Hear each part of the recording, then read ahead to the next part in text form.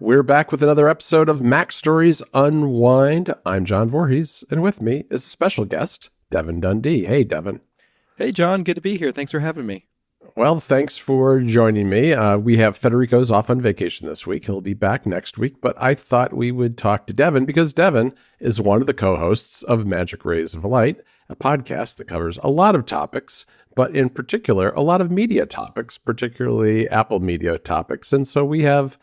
I thought he'd be perfect for some picks today, and we have some actual Apple TV Plus picks as part of our picks today. But before we get to that, Devon, I wanted to pick your brain about how you track the media that you want to watch later. Because obviously there's more than anybody can kind of, at least to me, there's always more than I can really keep track of in my head, that there are, there's so many different streaming services, so many movies, TV shows, music, whatever it happens to be that I want to follow up with later and not forget that I tend to use apps. But I wanted to get your take on what you've been using and kind of why. Yeah, most definitely. There's always so much great stuff out there and more than I could possibly have time for. And that's coming from someone who has a podcast where we make those recommendations all the time. So I'm watching a ton of stuff, but for my tracking, the main thing that I use is Sequel. That's an app that I know a lot of Mac Stories listeners are into, and even have the beta beat going in the Mac Stories Plus Discord for those who want to check it out there and try the new features that are coming. I started using Sequel last year. I've struggled for the longest time to find a tracking app that works the way that my brain works. Mm-hmm. And I'm not sure exactly why, but Sequel just clicked with me. It works really well in conjunction with the Apple TV app, which is another app that I, of course, rely on all the time. My Up Next queue is kind of my starting point for watching anything. But to figure out what I want to watch and making sure I'm staying on top of the shows that I need to for Magic Rays of Light and then just my personal shows that I enjoy, Sequel is perfect for that in terms of showing the episodes that are out that I need to watch, as well as a feature that I love so much about Sequel is upcoming episodes and kind of giving you an idea of just what the next week or 2 weeks is going to look like. And so I can make plans around that as well and think about, premieres for Apple TV Plus and how that's going to all play into my schedule and everything. So I love the way the app is laid out and just really clicks for me. It's also really great for those kind of bucket list shows that you keep on the back burner. Mm-hmm. It puts them in a section down below in your library where it's not mixed in with what you're watching right now, which is kind of an issue I've run into with the Apple TV app. If you add something to your Up Next queue, it automatically goes to the front. And even if it's something you want to wait till later, it's just right there on top. So that's really nice about Sequel, and it works really well for me. And then the feature that I just love so much and can't stop talking about Sequel is the shortcuts actions that came recently. Mm-hmm. Yep. That's something I've been wanting for so long, and the way that Roman implemented those is just perfect for the way that I track things and keeping up with, again, just being able to log shows with the action button is so cool, not even having to open the app when I'm watching something, and I can just move on to the next show and not get distracted, on my phone, which is really nice. Mm-hmm. And I was able to build a shortcut that just gave me a list of all the episodes coming up this week. So again, it's just that being able to anticipate shows that are coming up and films that are coming up that I really enjoy. So I use Sequel. It's almost exclusively for TV and movies. I don't track a lot of other media because that's just what I spend most of my time doing. But yeah, I'm pretty much all in on Sequel for tracking at this point. Yeah, no, those shortcut actions really are powerful. And I think that that's a really good example of how they can be used, because it is one of those things where it's very easy, I think, when you're watching television or, a movie on your TV to get sucked into your phone and then kind of not really appreciate what you're watching. Mm-hmm. And by doing it with shortcuts and the action button, you're really avoiding that kind of downside of pulling out your phone and doing that. And another feature that I really like with Sequel, and I use Sequel too, is the AI implementation, which I card out a lot as what I view as a very good use of AI that doesn't take away from anybody, from writers or artists or anything at all. Because what it allows you to do is it works through the share sheet, and maybe you're reading about a show on a website, and you use the share sheet to invoke the SQL share extension, and it will go through that article, parse it, and pull out whatever is in there in terms of media and offer to add it to your various queues. And I really love that because it's just a way to, you don't have to go through the dance of highlighting the name of the show, going into SQL, doing a search, finding it, adding it. It cuts down like 5 or 6 steps down to really just one. And it lets you then immediately get back into the context where you started, which was reading about whatever you've decided to save, which I think is a really nice way of implementing it and a clever use of AI. The thing about SQL, though, is it doesn't track everything that I want to track. And so this is where I think maybe you and I differ in that I've never been fully satisfied with any particular media tracker because, well, the one that is most intriguing to me right now is Sofa because it lets you track really anything under the sun. And I really like the ability to do things like track destinations for travel or restaurants that I want to try or articles that I want to read. You can really put anything in there now, not just media, which makes it more of a downtime organizer than a media organizer.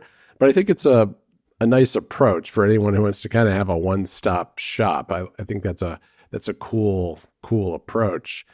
And then I'm always drawn to the more, I guess, specific apps that are very deep on a particular category and maybe tailored more closely to a particular kind of media. And I'm thinking about apps like GameTrack, for instance, which does video game tracking. And it allows you to kind of make lists that are tailored to video games. It has a social aspect to it. It has a lot of metadata very specific to video games that doesn't really apply with video and music and that sort of thing.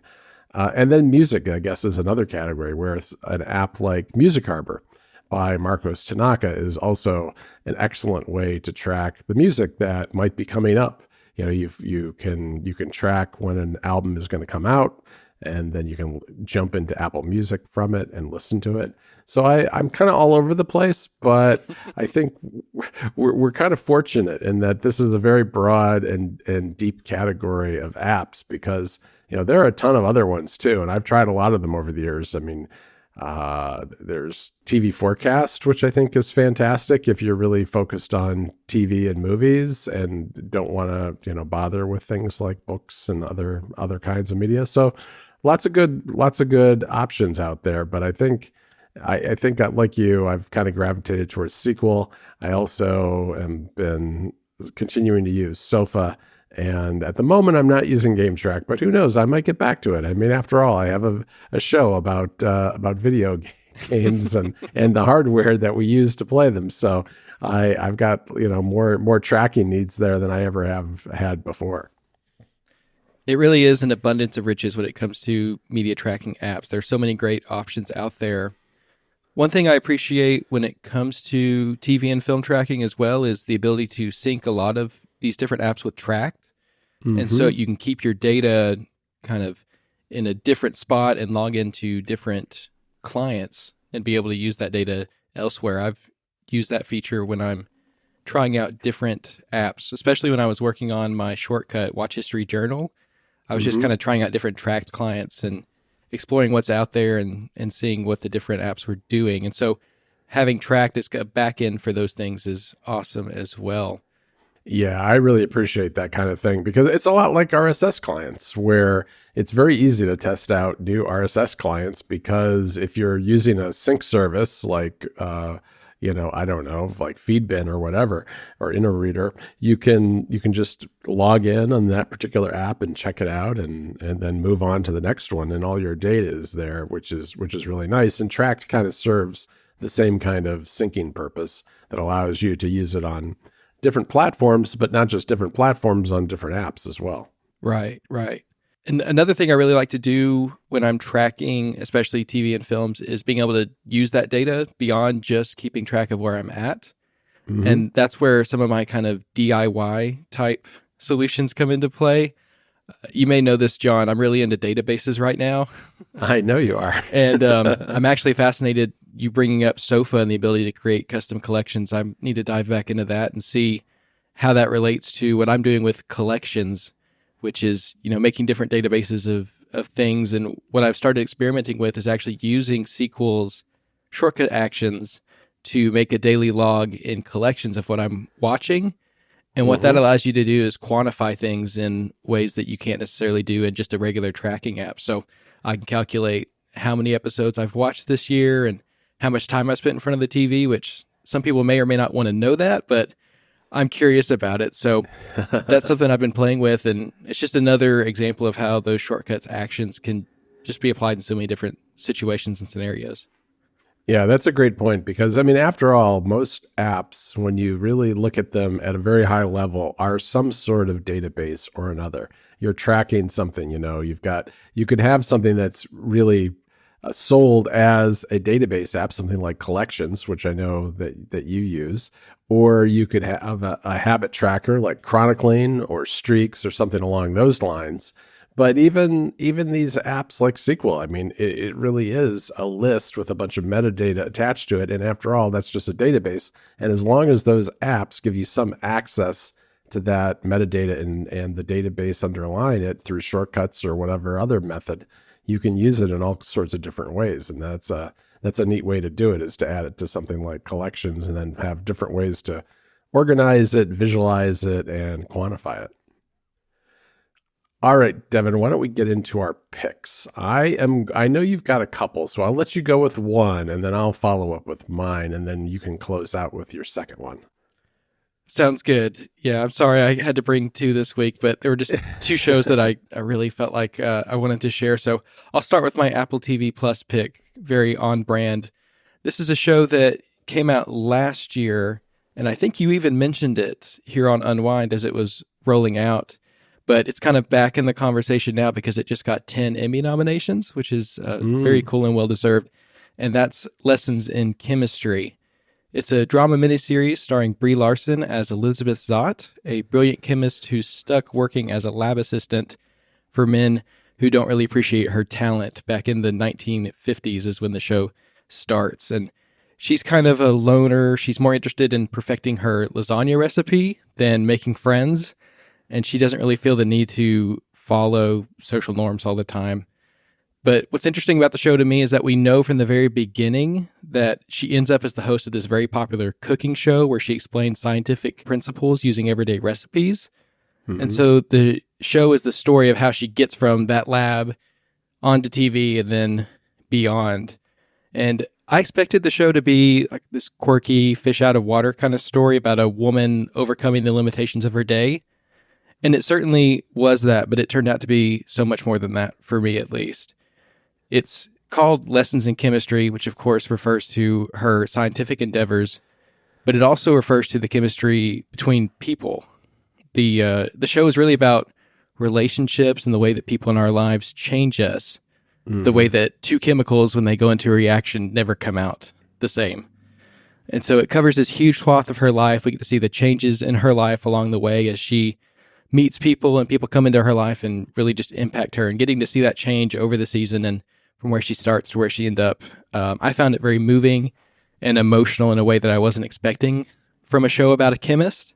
It's just a really powerful performance by Brie Larson and the rest of the cast, who are all terrific. And also features BJ Novak as the inner monologue of a dog in one episode, if that's something that people are into. But it's a show it was my favorite show last year, and I'm really happy to see it get some Emmy nominations, and so I wanted to recommend it this week.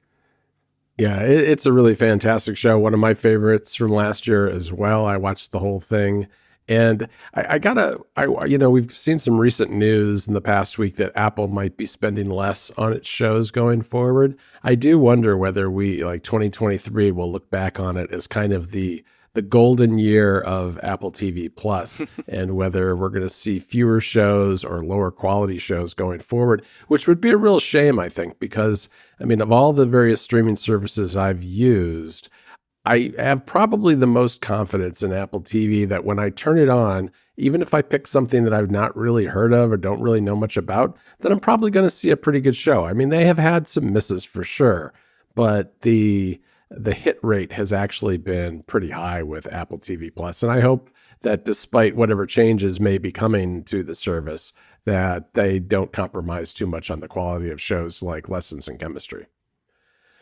All right, so I am going to pick an Apple TV Plus show as well. This is one that I watched so far. I've watched it primarily on my iPad on airplanes because last week I flew to Ireland and London and then back again, and I watched Sunny, which is a show starring Rashida Jones as Susie, who is an American woman in Kyoto, Japan.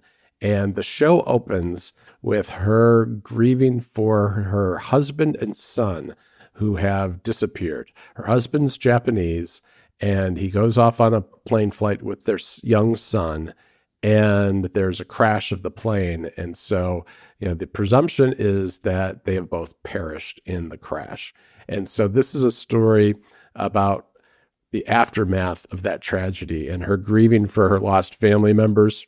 Her husband, who says he is a refrigerator developer, repair guy or whatever, you find out that that's not quite exactly what he was up to. I don't want to give away too much, but this is a mystery that's set in the future, but in kind of a future light way. I mean, it's most of what you see is, you don't see spaceships zooming around in the streets of Kyoto, Japan. What you do see, though, are these home assistant robots, which are, I don't know, robots about the size of a kid that help with chores around the house and become companions and that sort of thing.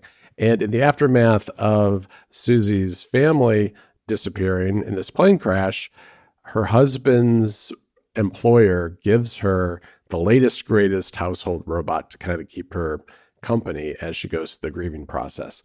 And she's not into this. She thinks the robots are creepy. Over time, she develops something of a relationship with the robot as well as with other people she meets along the way.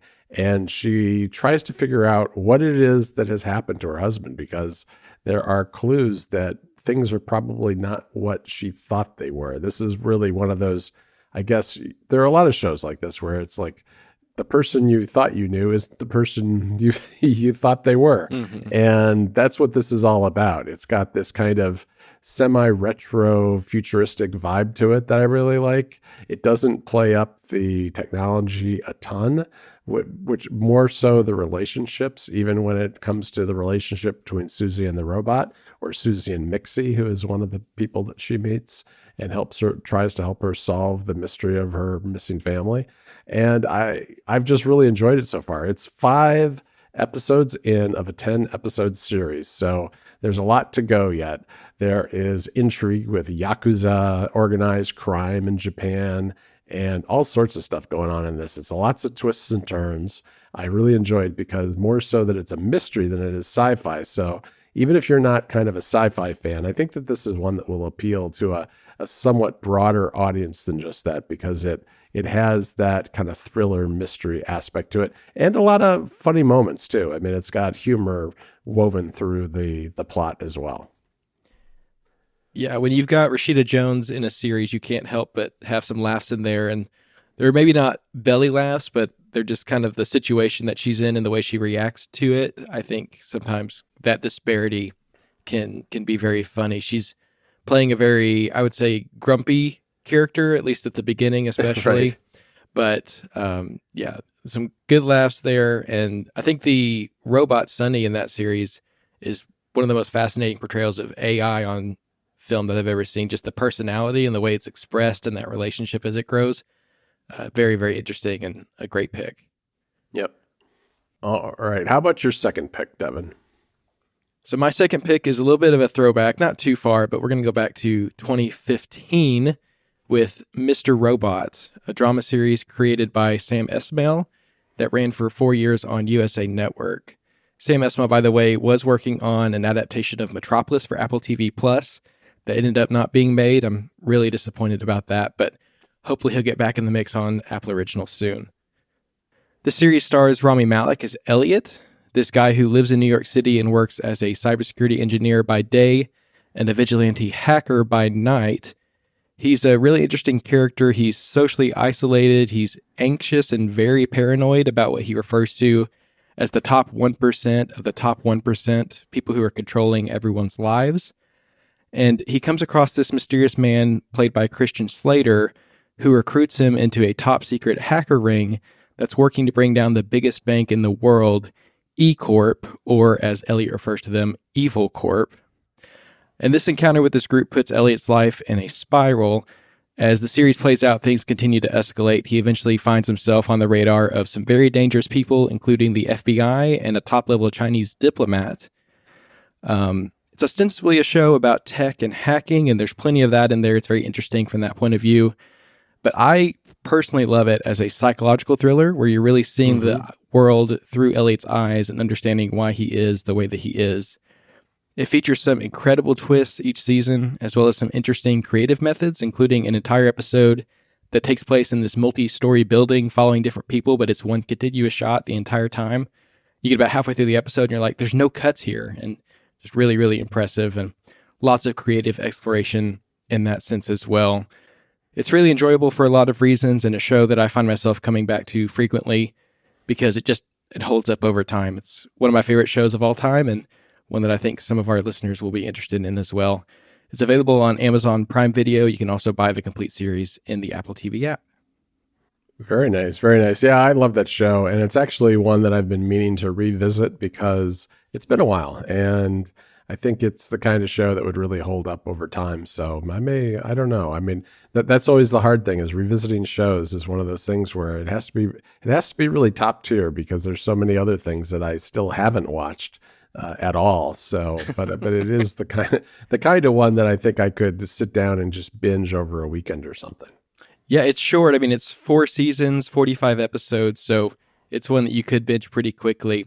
I recommend not doing what I've done, John, and falling into the rewatch podcast trap. I'm doing so many of those, and it is that balance of new stuff versus old stuff, and I'm definitely leaning more towards the older stuff right now, and it could take up a lot of your watch time.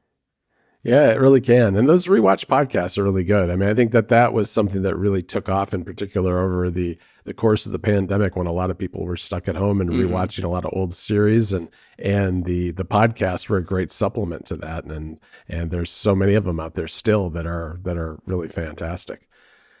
All right. I want to thank you, Devon, for joining me today. It's been great having you. You can find the two of us at macstories.net and Club Mac Stories. Devon is, as I said, one of the co-hosts of Magic Rays of Light. Just go to macstories.net/podcast to find out all about Magic Rays of Light, as well as our other shows. And you can find Devon online. Devon, where can people find you online? Well, I'm on Mastodon, Devon Dundee, just my first name, last name, as well as Threads, and I blog over at devondundee.com. Excellent, excellent. And you can find me over on Mastodon. Just go to johnvorhees.macstories.net to follow me there. And I'm at John Voorhees on Threads and Instagram. That's JOHNVOORHEES. Talk to you later, Devon. Bye, John.